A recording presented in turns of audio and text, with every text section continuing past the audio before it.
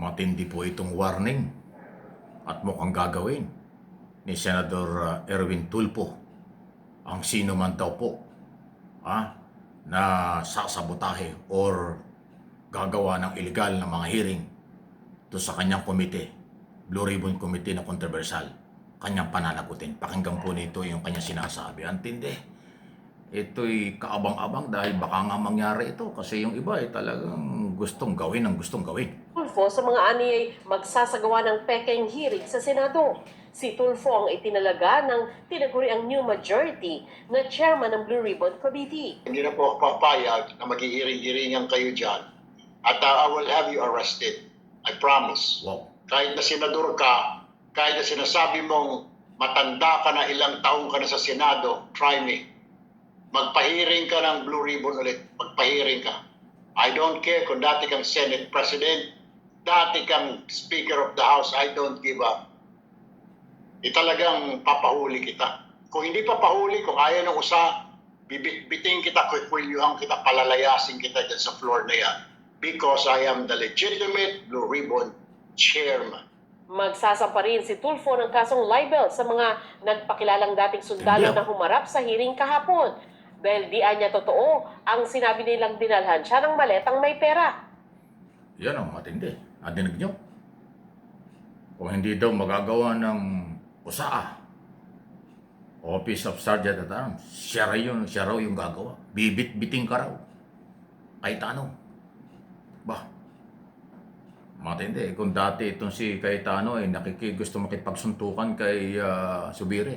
Pero ngayon itong bagong senador na si Erwin Tulfo, mukhang hindi nyo kayang takutin. Ayan ang sabi niya. Hanggat ako ang chairman, dahil ako ang chairman ng Blue Ribbon Committee, pag ginawa mo pa uli, yan ang sabi niya.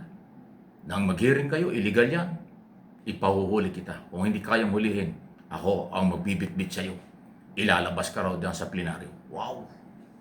Ang tapang ng mga statement na yan. Yan ang kaabang-abang. Nako, palagay ko, Senador Cayetano at kayong oposisyon na ayaw rumispeto sa kanila. Para hindi na humahaba yung ganyang gulo, huwag niyong subukan. Baka gawin talaga yan. Kasi mayroong authority talaga ang chairman. Kasi kawalan po ng respeto yun eh. Pag yung chairman hindi niyo pinakinggan at hindi niyo sinunod, kawalan ng respeto. At ang chairman, mayroong karapatan kung anong dapat gawin sa mga membro na hindi susunod. Kasi kayong minority, member kayo ng Blue Ribbon Committee. Dahil sinabi ni Tulfo, para walang away, lahat ng senador, member ng kanyang komite. Hindi katulad ng araw, namili lang. Minsan 20, minsan 19 lang ng mga senador ang member ng Blue Ribbon Committee. Ngayon, pinapayagan kayo, sumali kayo, member kayo. At dahil dyan, member kayo ng komite, tapos gagawa kayo ng sariling hearing, sariling illegal na hearing, abay talagang magagalit ang chairman. Huwag niyo subukan si Tulfo dahil bagong senador yan. Baka talaga humangyari yan. Huwag sana umabot sa pisikal. Kasi sabi niya, kung hindi kaya, ipahuhuli niya. At kung hindi gagawin ng usaa, siya ang gagawa. Baka nga bitbiting ka Cayetano. Baka nga ikaw, Senador Marcoleta, masama ka sa mabitbit. Ikaw ang chairman nung subcommittee. Sana pag binitbit ka ni Tulfo sa Amerikana ka o sa barong kahawakan, huwag sa ulo. Baka masira yung BMW. Pagka sa ulo hinawakan. Di ba? Joke lang, pero yung totoo lang. Di ba? Siya lang, kahit saan mo hawakan yun, okay lang yun. Hawakan mo yun sa pantalon, hawakan mo sa liig, hawakan mo sa ulo, okay lang. O kaya bitbitin mo palabas, okay lang. Si Marcoleta, Senador Tulfo, ingatan mo Huwag mo hahawakan doon sa alanganin. Hawakan mo doon sa hindi bibigay. Tulad ng kamay, yung body, o ano man. Di ba? Basta huwag sa ulo. Yun lang ang pakiusap ko. At sana huwag umabot sa ganun. Pero madiin yung sinabi.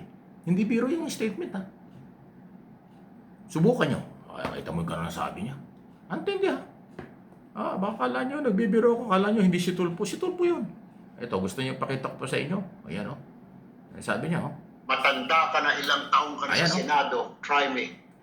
Magpahiring ka ng Blue Ribbon ulit. Magpahiring ka. I don't care kung dati kang Senate President, dati kang Speaker of the House, I don't give up. talagang papahuli kita. Kung hindi papahuli, kung ayaw ng usa, bibit-biting kita, kukulyuhan kita, palalayasin kita dyan sa floor na yan. Because I am the legitimate Blue Ribbon Chairman. Ayun. Magsasapa Ayun, rin oh. si Tulfo ng Kita nyo? O yan, akala nyo, boses lang ha. Salamat sa GMA News 7. Lehitimong network. Hindi lang local, national, international network yung GMA News 7. 24 hours ang kanilang mga balita. Salamat po sa inyo. Kilala ko yun si siya isa sa mga lehitimong media nila, reporter nila. Yan yung mga lehitimong media na hindi nyo pwedeng gibain kasi yung mga yan ay talagang mga broadcast journalists, mga mass communication at mga journalism talaga hong alam nila ang trabaho. Ayun.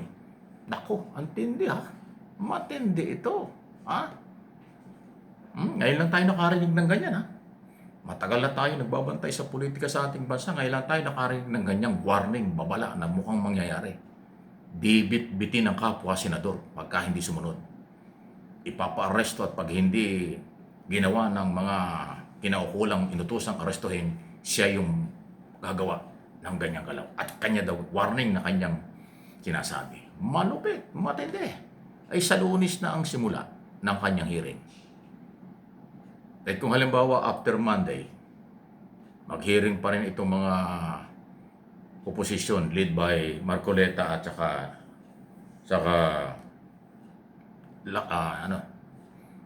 Cayetano. Yung magkapatid na Cayetano, may problema talaga. Kasi ulitin ko, lahat kayo member, ay bakit kayo gagawa ng sariling investigasyon nyo? Isa lang naman ang komite. O, di ba? So, sa aking personal na opinion at pananaw, yan po ay isang matapang na liderato na ipinapakita ni Senador Tulfo.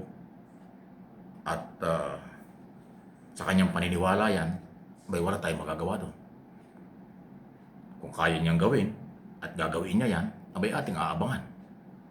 Hindi ito takutan.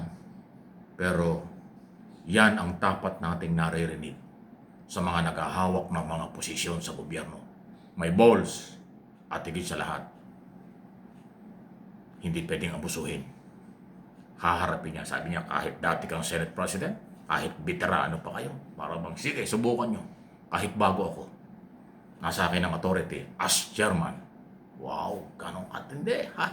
Talaga naman, oh. Kasing init ng kumukulong bunganga ng Taal Volcano at saka ng Mount Mayon, ha? At Mount Canlaon ang nangyayari sa ating Philippine Senate. Ano nga, tayo na may nagbabalita lang. So, ipagdasal pa rin natin silang huwag mangyari at ganito. Kaya alam mo, balita lang ito, trabaho lang natin ito. Iparating sa inyo, ano ang nangyayari.